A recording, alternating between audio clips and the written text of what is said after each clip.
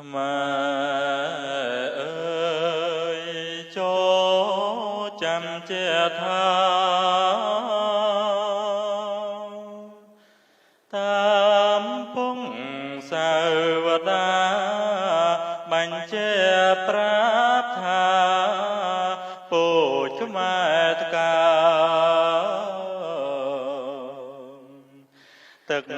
ដីខ្មែរធំទូលំទូលីផ្សព្វផ្សាយរុងរឿងគេឯ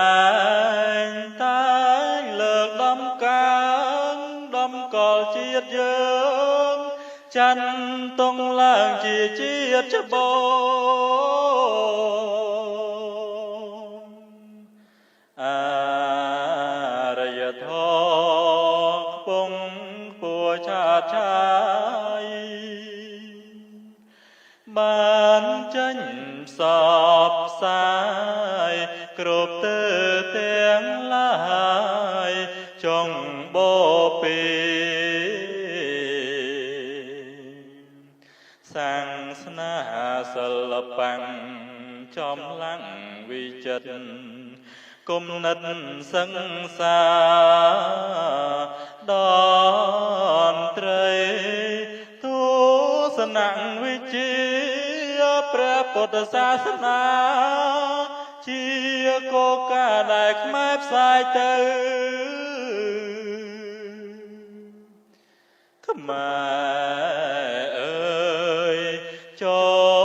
លស្ដាំសាវតាដែលបានចរចាបញ្ជាប្រាប់ថាពូជខ្មែរតកា